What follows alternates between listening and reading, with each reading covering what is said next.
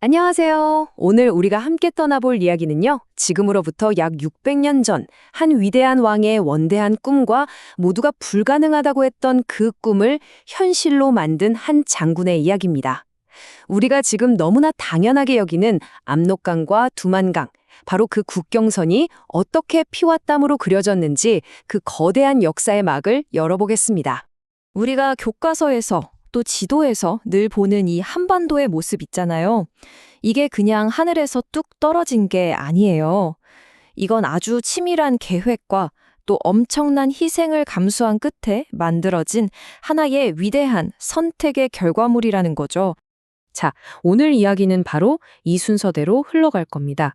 우리가 아는 국경이 어떻게 탄생했는지, 그 시작점이었던 세종의 비전부터 두 장군의 활약, 그리고 그 화려한 승리 뒤에 가려졌던 백성들의 눈물, 한 영웅의 비극적인 최후를 거쳐서 이 모든 것이 600년이 지난 오늘 우리에게 어떤 의미를 갖는지까지 차근차근 따라가 보겠습니다. 자, 그럼 본격적으로 두 번째 장, 이야기의 심장부로 들어가 볼까요? 바로 세종대왕입니다.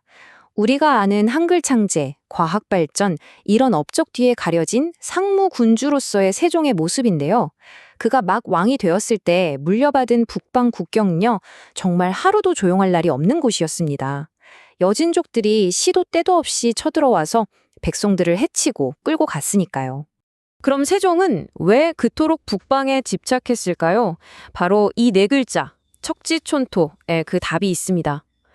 조상에게 물려받은 땅은 단 한 자, 한 치도 포기할 수 없다는 뜻이죠. 당시 신하들은 대부분 전하 그 골치 아픈 땅 그냥 포기하시죠 라고 반대했어요. 하지만 세종의 생각은 달랐습니다. 이건 세종의 국가관, 그 핵심 철학이었던 거죠. 이게 그냥 고집이나 영토 욕심이었을까요? 절대 아니죠.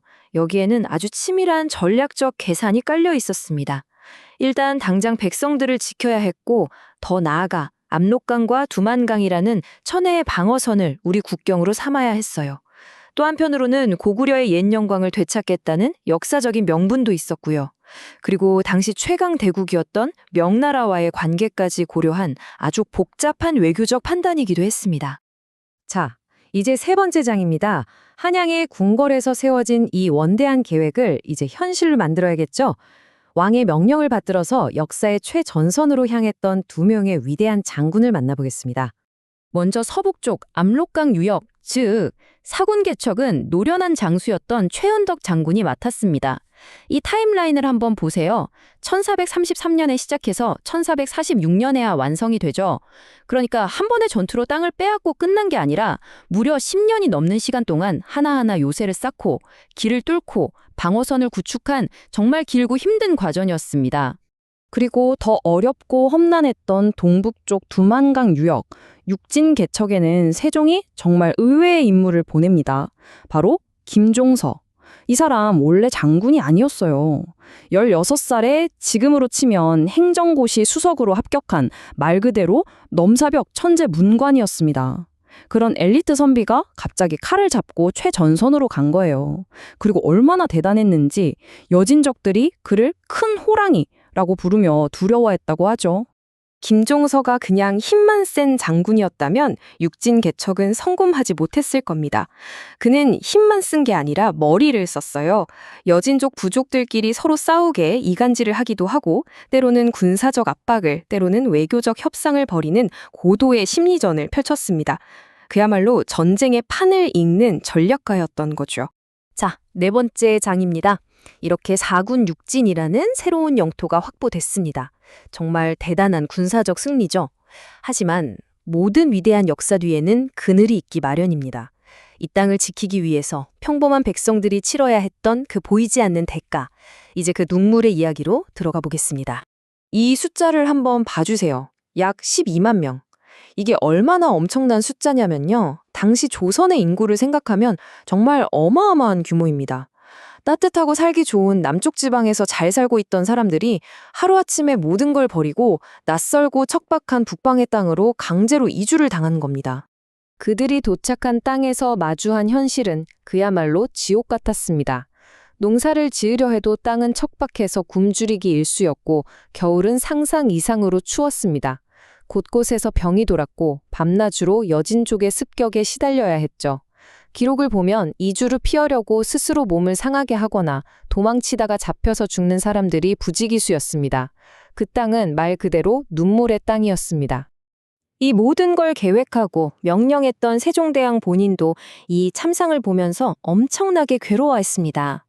실록에 보면 백성들의 힘이 다하고 원망만 쌓여가는데 과연 이 일이 성공할 수 있을까라며 깊이 탄식하는 모습이 나와요. 위대한 비전을 가진 군주였지만 그 이전에 백성의 고통을 아파하는 인간적인 고뇌가 느껴지는 대목이죠. 5번째 장입니다. 그렇게 수많은 희생 위에 세워진 북방 국경. 하지만 이 위대한 업적을 이끌었던 세종이 세상을 떠나자마자 조선의 궁궐에는 피바람이 불기 시작합니다.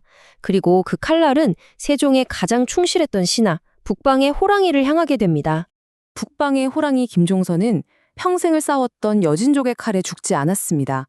바로 권력을 탐했던 왕의 아들 수양대군의 손에, 그것도 한양 한복판에서 비참하게 살해당합니다. 나라를 위해 평생을 바친 영웅에 너무나도 허무하고 비극적인 최후였죠.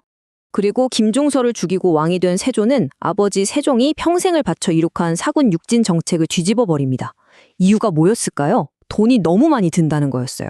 아버지 세종이 국가의 100년, 1000년 미래를 보고 내린 결정을 아들은 당장의 돈 문제 때문에 폐지해버린 겁니다.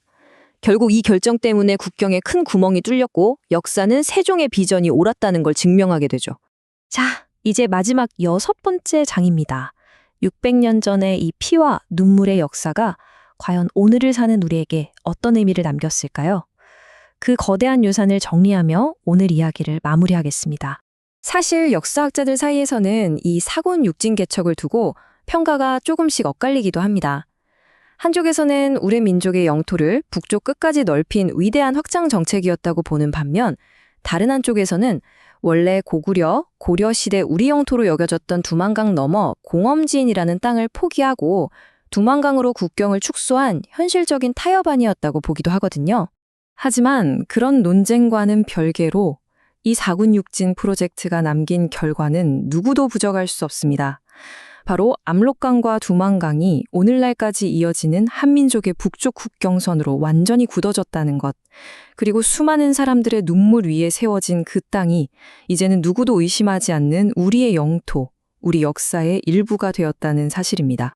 결국 이 장대한 역사는 오늘 우리에게 하나의 묵직한 질문을 던지는 것 같습니다.